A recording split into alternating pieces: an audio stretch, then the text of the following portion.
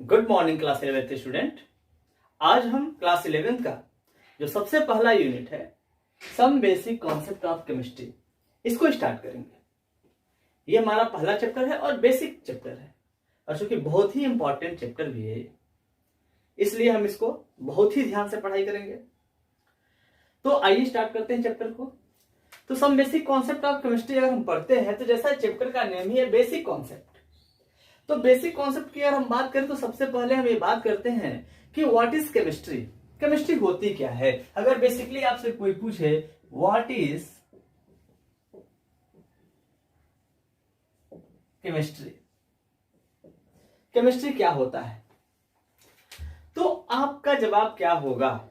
तो अगर सिंपली अगर हमको बोलना हो कि केमिस्ट्री होता क्या है, तो हम सिंपली वन लाइन में बोलते हैं study of matter is known as chemistry. क्या बोलते हैं? Study of matter is known as chemistry. Then we can say that अगर हमारे हाथ में ये मार्कर है तो ये भी केमिस्ट्री है। क्यों? क्योंकि ये मैटर है। हमारा पेन है, बुक है या फैन है, ये सारी चीजें क्या है? केमिस्ट्री है। यानी जो भी चीज मैटर है वो सारी चीजें क्या है? केमिस्ट्री है। कैसे? हम डिफाइन करते हैं कि chemistry is the branch of science which deals with the study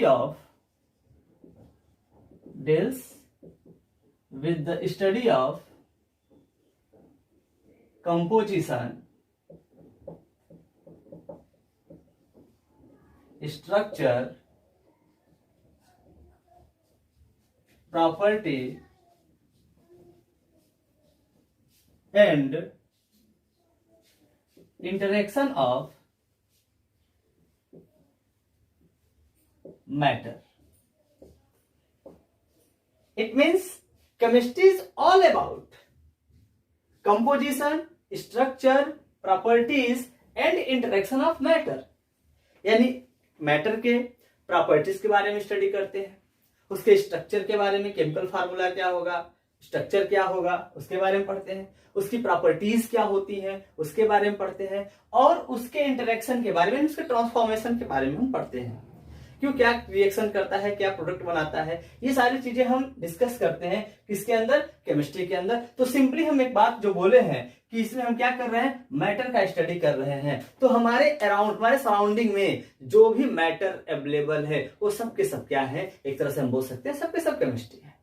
सबके सब किसमें आएंगे? केमिस्ट्री में आएंगे। ठीक है ना।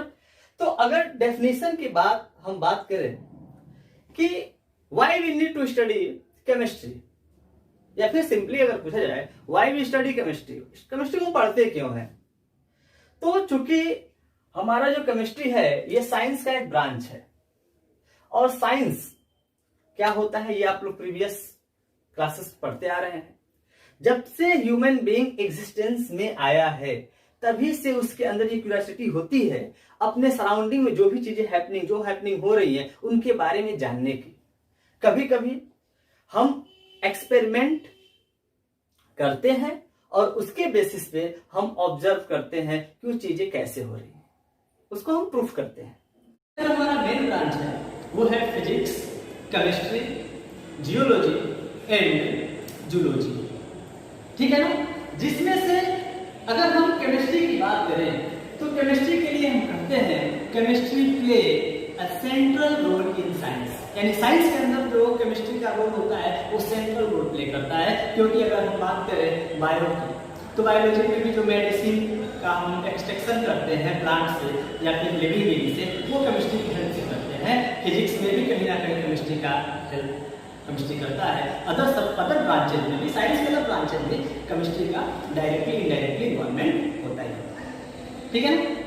इसके बाद अगर हम बात करें, हमारा जब डेफिनेशन पूरा होता है, इसके बाद नेक्स्ट हमारा आता है scope and importance of chemistry. जैसे आप कोई भी सब्जेक्ट पढ़ते हैं तो बात ये होती है why we need to study chemistry, chemistry को हम क्यों पढ़ते हैं। तो हमारा आता है next point scope and importance of chemistry. कौन कौन से स्कोप है और क्या इसका इंपॉर्टेंस है? तो जैसा कि अभी हमने बोला है कि जो केमिस्ट्री है ये वास्ट और वो डेवलप्ड साइंस है, ठीक है ना। तो अगर हम अपने डे टू डे लाइफ में देखें तो डे टू डे लाइफ के अंदर अगर हम देखते हैं तो अगर हम सुबह में बेड से उठने से लेकर और वापस से बेड पे जाते समय अगर पूरे दिन में अगर हम देखें तो जो भी हम एक्टिविटी करते हैं कहीं ना कहीं वो सारी एक्टिविटी केमिस्ट्री से अफेक्टेड होते हैं। जैसे मान लीजिए अगर हम केमिस्ट्री के स्कोप के बारे में बात करते हैं तो सबसे पहले अगर हम बात करें एयर, ध्यान दीजिएगा, हमें सस्टेन करने के लिए, लाइफ को सस्टेन करने के लिए, यानी हमें जिंदा रहने के लिए सबसे इंपॉर्टेंट क्या है? एयर। हमारे पास ऑक्सीजन होना चाहिए। अब एयर क्या है? Air is mixture of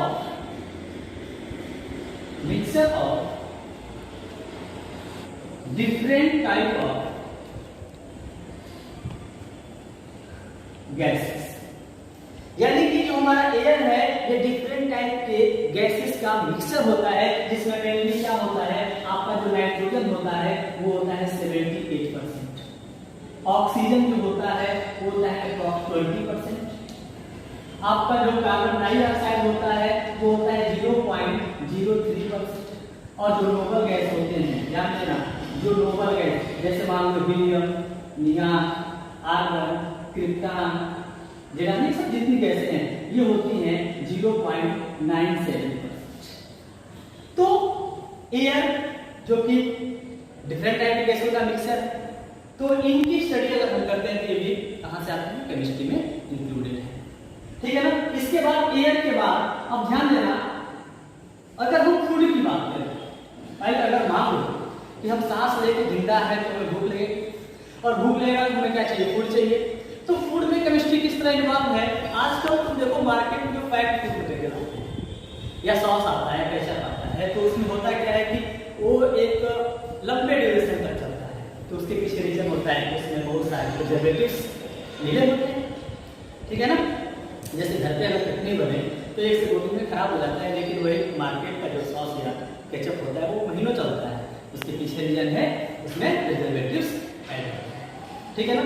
next अगर हम बात करें, अब हम सांस ले रहे हैं, जिंदा है, फिर खाना भी खा रहे हैं, तो फिर हमारे पास क्या चाहिए? हमको रहने के लिए घर चाहिए, शेल्टर चाहिए। तो अगर हम शेल्टर बना रहे हैं, अपना अगर आवास बना रहे हैं, तो उसमें हमें क्या कराना पड़ेगा? कंस्ट्रक्शन कराना पड़ेगा।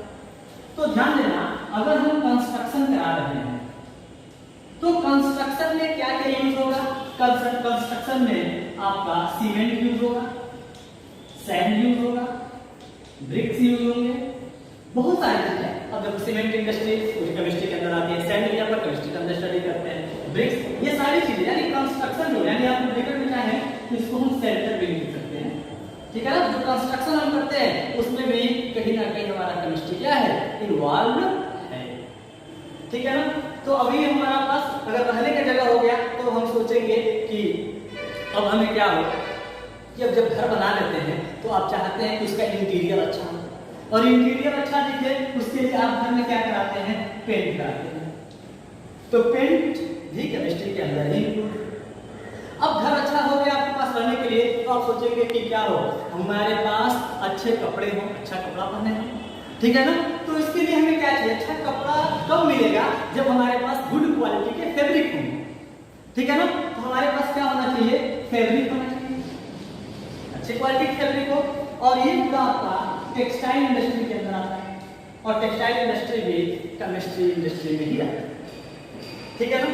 अब ध्यान देना, इसके बाद नेक्स्ट अगर हम बात करें, अभी सब चीजों के बाद कभी कभी हम क्या होते हैं? बीमार पड़ते हैं। तो जब हम बीमार पड़ते हैं तो हम कहाँ जाते हैं? डॉक्टर के पास जाते हैं, और डॉक्टर हमें क्या प्रिस्क्राइब करता है? मेडिसिन। तो जो मेडिसिन होता है, ध्यान देना, इंपॉर्टेंट चीज है, जो मेडिसिन है ये भी कहाँ से एक्सट्रैक्ट होता है? केमिस्ट्री के ही हेल्प से एक्सट्रैक्ट करते हैं, केमिस्ट्री के अंदर आता है। अब ध्यान देना, कुछ मेडिसिन, बहुत सारे मेडिसिन होते हैं बहुत सारे डिजीज के लिए, लेकिन कुछ मेडिसिन है जिनके बारे में हम देख लेते हैं। जैसे कि अगर हम बात करें कि हमारे पास मेडिसिन है सिस्प्लेटिन,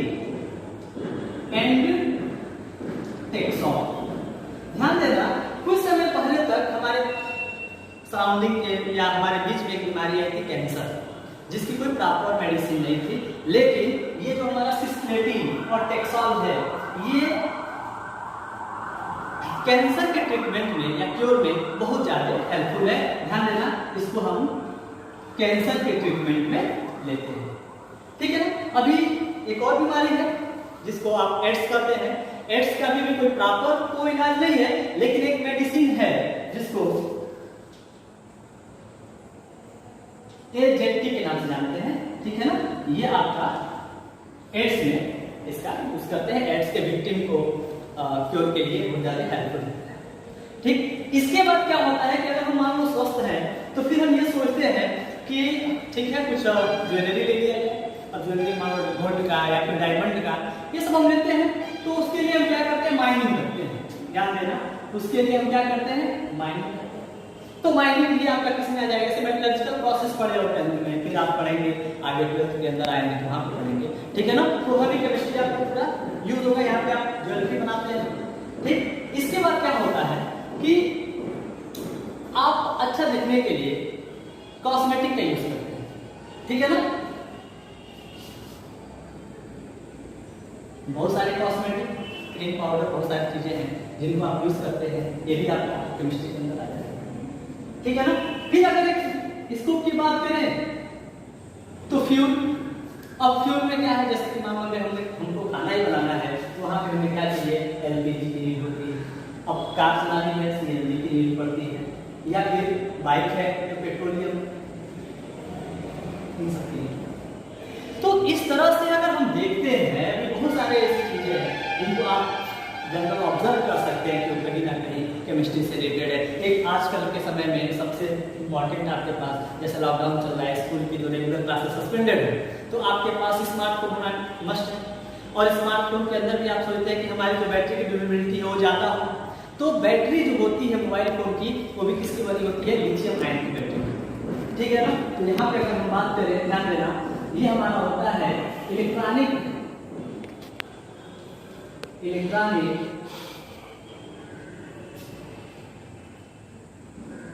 गैजेट के अंदर जो लिथियम आयन बैटरी होती है, ठीक है ना। इसको भी हम केमिस्ट्री के ही हेल्प से। तो ये रहा हमारा केमिस्ट्री का या स्कोप है। बहुत सारे स्कोप ऐसे भी हैं जिनको आप जनरली ऑब्जर्व कर सकते हैं डे टू डे लाइफ के अंदर, जैसे पॉलीमर इंडस्ट्री है, प्लास्टिक है, आपका टिफिन से लेकर और आपका वाटर बॉटल तक ये प्लास्टिक के बने होते हैं, ठीक है ना। बाकी सारी चीजें, बहुत सारी चीजें ऐसी हैं इसके अलावा भी जो हम इसके स्कोप पे देख सकते हैं। चीजें हमें दिख रही हैं, जो हम महसूस कर पा रहे हैं, वो सारी चीजें मैटर है। तो अगर हम मैटर से स्टार्ट करते हैं अपनी बात को, ध्यान देना, मैटर से अगर हम अपनी बात को स्टार्ट करें, क्योंकि बच्चों देखो ये इंट्रोडक्शन का चैप्टर है पूरी तरह से, जो कि आप ऑलरेडी प्रीवियस क्लास में पढ़ चुके हैं, लेकिन फिर भी हम शुरू से स्टार्ट कर रहे हैं और कि आपको चीजें कहीं से कुछ स्किप ना हो, एनसीईआरटी पूरा कवर कर रहे हैं। क्योंकि देखो, आप चाहे वो नीट के लिए बैठे, आप चाहे जेई के लिए बैठे, आप चाहे एकेडमिक के लिए बैठे, केमिस्ट्री के लिए एक ही सबसे रामबाण, सबसे जबरदस्त और इंपॉर्टेंट बुक है एनसीईआरटी। तो उसको लाइन बाय लाइन पढ़िए, कहीं से कुछ स्किप मत करिए। आज इंट्रोडक्शन का है, अच्छे से पढ़ेंगे, समझ में आया रहेगा तो अगला लेक्चर भी आपको बहुत अच्छे से समझ में आएगा। तो मैटर क्या होता है, तो मैटर के लिए आप कहते हैं एनीथिंग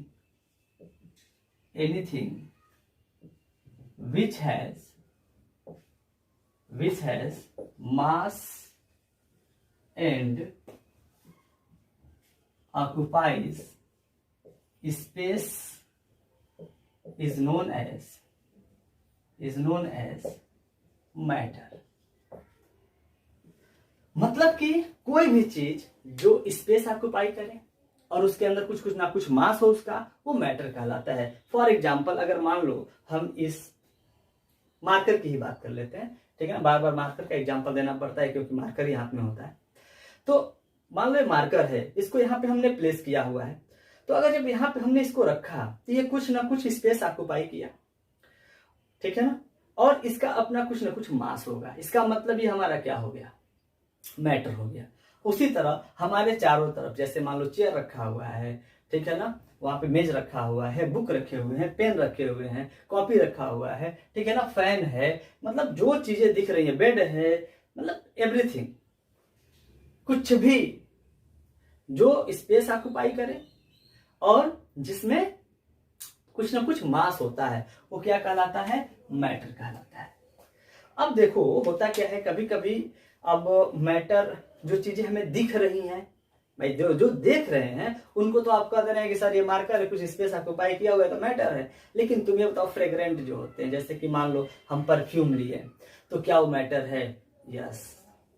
अब कुछ चीजें को ऐसे समझो कि हमारे सराउंडिंग के अंदर प्रेजेंट वो सारी चीजें जिनको हम अपने जो 5 सेंस होते हैं, जो 5 सेंस हैं, उसके थ्रू अगर हम उसे डिटेक्ट कर पा रहे हैं तो सारी चीजें मैटर होंगी। वो चाहे उसको टच करके हो, चाहे उसको स्मेल करके हो, चाहे उसको टेस्ट करके हो, चाहे उसको देख करके हो, ठीक है ना। तो कहने का मतलब है कि वो सारी चीजें क्या होंगी? मैटर कहलाएंगी, ठीक है। तो अब ये मत समझ लेना कि हम ये कह रहे हैं कि टेस्ट जो है अपने आप में मैटर है। नो, टेस्ट मैटर नहीं है। जिसका हम टेस्ट कर रहे हैं, जिस थिंग का हम टेस्ट कर रहे हैं, वो थिंग मैटर है। स्मेल अपने आप में टेस्ट नहीं है। जिस चीज को हम स्मेल कर रहे हैं, जिस थिंग का स्मेल आ रहा है, वो मैटर है। ये समझिए बात को, ठीक है ना। तो मैटर की अगर हम बात करें तो anything which occupy space and have mass is known as matter. इसके बाद अगर हम बात करें कॉन्स्टिट्यूएंट ऑफ मैटर, मैटर के कॉन्स्टिट्यूएंट क्या होते हैं? तो बच्चों कॉन्स्टिट्यूएंट मीन्स क्या होता है? कॉन्स्टिट्यूएंट का मतलब होता है कि कोई भी चीज किससे मिलके बना हुआ है, मेड ऑफ, किससे मिलके बना है, ठीक है ना। तो कॉन्स्टिट्यूएंट हमारा क्या हो सकता है? एटम, आयन या मॉलिक्यूल, ठीक है ना। तो बेसिकली जो मैटर होता है, यहाँ पे जो कॉन्स्टिट्यूएंट पार्टिकल होते हैं, ये होते हैं एटम एंड मॉलिक्यूल। ध्यान देना, जो मैटर के कॉन्स्टिट्यूएंट पार्टिकल है, कॉन्स्टिट्यूएंट पार्टिकल मतलब जिससे मिलके मैटर बना है। तो यहाँ पे सिंपली आप लिख सकते हैं, जो मैटर होता है वो आपका एटम और मॉलिक्यूल से मिलके बना होता है, ठीक है ना। अब एटम क्या होते हैं? Atoms combined to form molecule. Atom जो होते हैं जब कंबाइन करते हैं तो मॉलिक्यूल का फॉर्मेशन करते हैं। Group of atom is known as molecule. ये आप प्रीवियस क्लास से पढ़ते आ रहे हैं, ठीक है ना। इसको नोट कर लीजिए। इसके बाद हम नेक्स्ट अपना स्टार्ट करते हैं मैटर का क्लासिफिकेशन। ये हमारा आज का लास्ट टॉपिक होगा। इसके बाद हम जो आपका physical property and properties and measurement, इसको हम नेक्स्ट लेक्चर में स्टार्ट करेंगे। तो यहाँ पे हम देखते हैं classification of matter, classification of matter. तो मैटर को अगर हम क्लासिफाई करते हैं तो ध्यान देना, मैटर को हम बेसिकली दो तरह से क्लासिफाई करते हैं। एक हमारे पास होता है फिजिकल क्लासिफिकेशन और एक होता है हमारा केमिकल क्लासिफिकेशन। ध्यान देना, फिजिकल क्लासिफिकेशन के अंदर हम मैटर को कैटेगराइज करते हैं सॉलिड, लिक्विड एंड गैस के अंदर, ठीक है ना। जबकि केमिकल के अंदर हमारा क्या होता है? यहां पे हमारा होता है एक प्योर सब्सटेंस और एक हमारा होता है मिक्सचर। प्योर सब्सटेंस को फर्दर क्लासिफाई करते हैं हम एलिमेंट के अंदर और कंपाउंड के अंदर। एलिमेंट को फर्दर मेटल, नॉन मेटल और मेटेलॉइड में कैटेगराइज करते हैं। कंपाउंड हमारा जो होता है ये फर्दर आपका होता है organic compound and inorganic compound, ये चीज है। मिक्सचर की अगर हम बात करें तो मिक्सचर में हमारा होता है होमोजीनियस मिक्सचर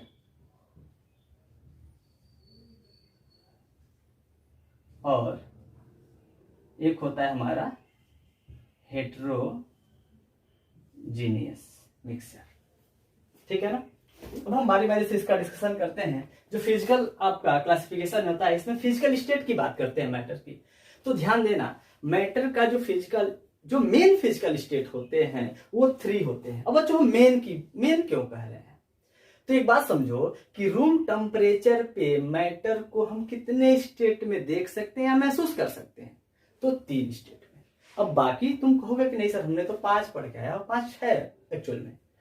आप कहते हैं कि प्लाज्मा स्टेट है, बोस-आइंस्टाइन ये स्टेट है, लेकिन यहाँ पे हमें क्या करना है, आपके रूम टेम्परेचर के ऊपर आपको ये 3 फिजिकल स्टेट ऑब्जर्व होते हैं, सॉलिड, लिक्विड एंड गैस। अब सॉलिड की अगर हम बात करें, बहुत डिटेल तो नहीं करेंगे यहाँ पे, बस जनरल समझते चलते हैं। सॉलिड, लिक्विड, गैस क्या होता है, तो ध्यान देना, सॉलिड क्या होता है। आप कहते हैं कि सर जो सॉलिड जो दिख रहा है सॉलिड है, जो लिक्विड दिख रहा है लिक्विड है, जो गैस दिख रहा है गैस। लेकिन बात ऐसा है कि रूम टेम्परेचर पे कोई मैटर सॉलिड है, कोई मैटर गैस है, कोई मैटर लिक्विड है, इसके पीछे रीजन क्या होता है, जो उनके बीच में फोर्स ऑफ अट्रैक्शन होता है ना, वो रीजन होता है। अब कैसे होता है, ध्यान देना, अगर मान लो आपके रूम टेम्परेचर पे जो आयरन है वो आयरन सॉलिड स्टेट में है, क्लियर है, लेकिन ये जरूरी नहीं है कि वो आयरन जो है टेम्परेचर प्रेशर के सारे कंडीशन में सॉलिड में ही रहे, क्योंकि अगर हम उसका टेम्परेचर रेज करते जाएं और उसके मेल्टिंग पॉइंट तक लेके जाएं तो वो मेल्ट कर जाएगा, करेगा कि नहीं करेगा, और मेल्ट करके क्या करेगा, अपनी स्टेट को चेंज कर देगा। तो हम कह सकते हैं सॉलिड के लिए all those matter which melting points are above the room temperature is existing solid state, ठीक है ना। जिस किसी का, ध्यान देना, जिस किसी भी मैटर का जो मेल्टिंग पॉइंट होता है रूम टेम्परेचर से अबव होगा, वो क्या होगा, सॉलिड होगा रूम टेम्परेचर पे। इसकी कुछ प्रॉपर्टी होंगी, ध्यान देना, इसमें आप कहते हैं strong force of attraction between constituent particle. Constituent particle के अंदर क्या होता है, ध्यान देना, जो कॉन्स्टिट्यूएंट पार्टिकल है, जो एटम, आयन या मॉलिक्यूल से मिलकर सॉलिड बने होते हैं, ध्यान देना, उनके बीच में फोर्स ऑफ अट्रैक्शन बहुत ज्यादा होता है, और ये क्या होते हैं, क्लोजली पैक्ड होते हैं, they are closely packed. Next आप लिख सकते हैं, ये क्या होते हैं, क्लोजली पैक्ड होते हैं। और क्लोजली पैक्ड होने की वजह से, ध्यान देना, क्लोजली पैक्ड होने की वजह से इनका जो शेप होता है, जो वॉल्यूम होता है, वो फिक्स होता है। क्या होता है, शेप एंड वॉल्यूम और फिक्स। दूसरी बात करें, इनमें मोबिलिटी नहीं होती, ये मूव नहीं कर सकते, ये अपने मेन पोजीशन पे केवल ऑसिलेट या वाइब्रेट कर सकते हैं, इनकी मेल्टिंग बॉइलिंग पॉइंट हाई होती है, ठीक है ना। ये प्रॉपर्टी हो गया सॉलिड का। दूसरी बात अगर हम करें लिक्विड का, तो अब एक बात हम ध्यान दो, लिक्विड में कौन होगा, जिसका मेल्टिंग पॉइंट रूम टेम्परेचर से क्या होगा, बिलो होगा। All those matter which melting point are below the room temperature exist in liquid state। और लिक्विड स्टेट में क्या होता है, जो कॉन्स्टिट्यूएंट पार्टिकल के बीच फोर्स ऑफ अट्रैक्शन होता है वो इंटरमीडिएट होता है सॉलिड और गैस के, ठीक है ना। यानी कि इसमें थोड़ा सा जो पैकिंग होगा वो लूज होगा, इसमें थोड़ा सा फ्लूइडिटी, ध्यान देना, लिक्विड की कैरेक्टर होता है, इसके अंदर फ्लूइडिटी पाई जाती है, ये आसानी से बह सकता है, ठीक है ना। इसका वॉल्यूम तो फिक्स होता है लेकिन शेप फिक्स नहीं होता है, ये चीजें हैं। गैस की हम बात करें तो गैस में जो होता है इंटरमॉलिक्यूलर फोर्स। अब ध्यान देना, गैस को भी थोड़ा सा एक्सप्लेन कर लो। तो गैस कौन है, जिसका बॉइलिंग पॉइंट रूम टेम्परेचर से बिलो होगा, यानी रूम टेम्परेचर पे आते आते वो क्या हो जाए, बॉयल कर जाए, तो गैस स्टेट में होगा। तो जिस किसी भी मैटर का बॉइलिंग पॉइंट रूम टेम्परेचर से नीचे होगा वो गैस होगा। अब जैसे कॉन्स्टिट्यूएंट पार्टिकल जो होते हैं वो काफी दूर दूर होते हैं, फोर्स ऑफ अट्रैक्शन निग्लेजिबल होता है, न के बराबर होता है, ठीक है ना। इनका न तो वॉल्यूम फिक्स होता है, न ही shape, neither volume fix nor shape fix, ठीक है ना। इनमें तो रैंडम मोशन होता है, फ्लूइडिटी बहुत ही ज्यादा होती है। तो इस तरह से हमारा सॉलिड, लिक्विड एंड गैस हुआ। फिर केमिकल प्रॉपर्टी की बात करें, प्योर सबस्टांस। अब देखो प्योर सबस्टांस क्या होता है, आपसे कभी कभी पूछ लिया जाता है। तो प्योर सबस्टांस के अंदर जो कॉन्स्टिट्यूएंट पार्टिकल्स होते हैं वो प्योर स्टेट में होते हैं। अब प्योर स्टेट का मतलब क्या है, या तो सिर्फ एक ही टाइप के कॉन्स्टिट्यूएंट पार्टिकल होंगे, या फिर जो कॉन्स्टिट्यूएंट पार्टिकल होंगे वे एक फिक्स प्रोपोर्शन में होंगे, फिक्स रेशियो में होंगे, उनको हम प्योर सबस्टांस बोलते हैं, ठीक है ना। इसमें आपका आता है एलिमेंट। एलिमेंट क्या होता है, तो ध्यान देना, element is a pure substances which are made up by only one kinds of atom and molecules. ध्यान देना, एलिमेंट जो होते हैं, element are pure substances, sorry, elements are pure which is made up of या made up by only one kind of atom and molecule. Atom and molecule, जो हमारे element होते हैं वो प्योर सब्सटेंस होते हैं, वो सिर्फ एक ही तरह के एटम या मॉलिक्यूल से मिलकर बने होते हैं। एग्जांपल आप बहुत सारे जानते हैं, जैसे हमारे पास हाइड्रोजन है, नाइट्रोजन है, ऑक्सीजन है, सल्फर है, क्लोरीन है, ब्रोमीन है, फ्लोरीन है, ठीक है ना, बहुत सारे एलिमेंट है। अब ध्यान देना, अब जो एलिमेंट है only one kind of atom and molecule कह रहा है। कभी ये मत समझ लेना जो एलिमेंट होते हैं उसमें सिर्फ एक ही एटम होते हैं, नहीं, उस एलिमेंट के अंदर मिलियन ट्रिलियन एटम हो सकते हैं, लेकिन सबके सब कॉमन होंगे, सेम होंगे, ठीक है ना, ये बात होती है। यहाँ पे बहुत सारे एग्जांपल, जैसे हाइड्रोजन हो गया, नाइट्रोजन हो गया, ऑक्सीजन हो गया, फ्लोरीन हो गया, ठीक है ना, क्लोरीन हो गया, ये सब एटम है। उसके बाद आता है कंपाउंड। अब कंपाउंड क्या होता है, ध्यान देना, कंपाउंड आल्सो प्योर सब्सटेंसेस, ठीक है ना, ये भी प्योर सब्सटेंस है। Compound also pure substances which are made up by more than one element in fixed proportion। ध्यान देना, इसमें एक से अधिक एलिमेंट तो होते हैं, लेकिन जो उनका रेशियो होता है ना वो फिक्स होता है। अगर रेशियो को फिक्स ना करके रेशियो के किसी भी रेशियो में अगर मिला देंगे तो मिक्सर में चला जाएगा। तो कंपाउंड की अगर हम बात करते हैं तो कहते हैं compound is made up bye, it is made up bye more than one elements in fixed ratio। Ratio कहिए या प्रोपोर्शन कहिए। एग्जांपल मान लो हम लेते हैं H2O। तो ध्यान देना, H2O का क्लास 10 में पढ़े होंगे, होता है यहाँ पे 2:16 लिखिए या 1:8। अब ये क्या है, 2 हाइड्रोजन का एटॉमिक मास जो होता है 1 होता है, तो 2 हाइड्रोजन 2 हो गया, और ऑक्सीजन कितना होता है 16 होता है, ठीक है ना। ये CO2 का देख लीजिए, किसी भी चीज का। अब देखो इसमें ऑर्गेनिक होता है, इनऑर्गेनिक होता है। तो ऑर्गेनिक का डिस्कस हम कर चुके हैं, ये प्लांट और एनिमल से एक्सट्रैक्ट होते हैं। फिलहाल तो अभी हम आर्टिफिशियली बना ले रहे हैं। इनऑर्गेनिक की अगर हम बात करें तो इनऑर्गेनिक हमारे मिनरल से, सॉइल से एक्सट्रैक्ट होते हैं, ठीक है ना, ये चीज हो गई। अब हम मिक्सर की बात करते हैं। तो मिक्सर क्या होता है, मिक्सर जो होता है हमारा वो होता है ये भी एक से अधिक एलिमेंट से मिलकर बना होता है, लेकिन इसका रेशियो जो होता है वो फिक्स नहीं होता है। Mixture are made up by, ठीक है ना, more than one element in any ratio, ठीक है ना। तो अगर हम केवल यहाँ पे कहें, यहाँ पे इसको समझ लीजिए जैसे मिक्सर, या लिख सकते हैं it is made up bye more than one element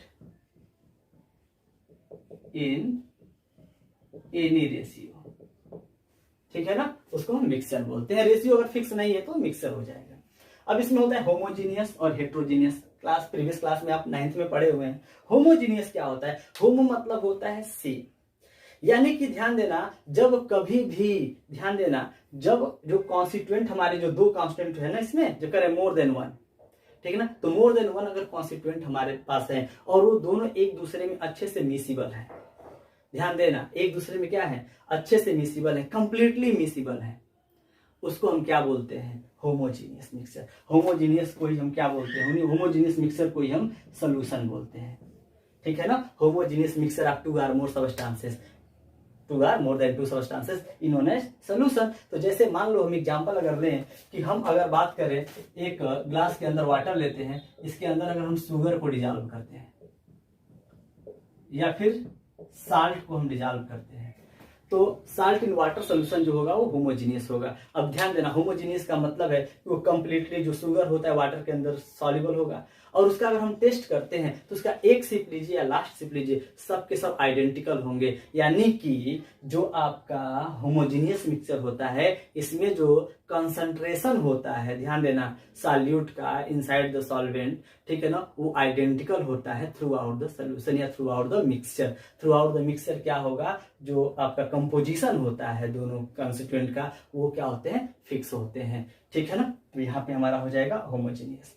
heterogeneous की बात अगर हम करें, हेमोजीनियस में और समझ लो, इसमें अगर हम सॉल्यूट और सॉल्वेंट को अगर हम नेकेड आई से देखते हैं तो हम ये डिफरेंशिएट नहीं कर पाएंगे कि इसमें दो या दो से अधिक, ठीक है ना, कॉन्स्टिट्यूएंट्स हैं, ठीक है ना। सॉल्यूट या सॉल्वेंट को हम डिफरेंशिएट नहीं कर सकते हैं क्योंकि कंप्लीटली मिसिबल होते हैं। हेट्रोजीनियस की अगर हम बात करें तो हेट्रोजीनियस में क्या होता है, हेट्रोजीनियस के केस में आपका जो अभी हम बात कर रहे हैं कि अगर सॉल्यूट को सॉल्वेंट के अंदर में डालते हैं तो कंप्लीटली मिसिबल नहीं होगा, कंसंट्रेशन में थ्रू आउट द मिक्सचर नहीं होगा, कंसंट्रेशन जो होता है थ्रू आउट द जो आपका कंपोनेंट है या थ्रू आउट द जो मिक्सचर है वो कांस्टेंट नहीं होगा, ठीक है ना। उसमें क्या होगा, हो सकता है कि बॉटम पे कंसंट्रेशन ज्यादा हो जाए, टॉप पे कंसंट्रेशन कम हो जाए। जैसे एग्जांपल अगर मान लो हम सैंड ले लें, सैंड को अगर हम वाटर के अंदर डाल देते हैं, ठीक है ना, बालू को पानी में डाल दो, आपको क्या ऑब्जर्व होता है कि बालू जो है, जो सैंड है वो बॉटम पे जाके सेटल डाउन हो जाता है, तो कंसंट्रेशन कहीं से नहीं। मिट्टी को डाल दो, टर्बिडिटी तो हो जाएगी लेकिन नीचे जाके बैठ जाएगा, ठीक है ना। ऐसे बहुत सारे एग्जांपल आपको मिल जाएंगे। इसमें इजीली आप डिस्टिंग्विश कर सकते हैं कि इसमें दो कंपोनेंट है, एक आपको सीधे सीधे नेकेड आई से दिख जाएगा, ठीक है ना। तो ये रहा हमारा बेसिक, बहुत ही बेसिक चीजें। अब हम कल से इस चैप्टर का इंपॉर्टेंट टॉपिक आपका प्रॉपर्टीज एंड मेजरमेंट स्टार्ट करेंगे। आई होप आप इसको पढ़िए, समझे होंगे, अच्छे से पढ़िए, इसको नोट करिए फिर कॉपी के अंदर, ठीक है ना।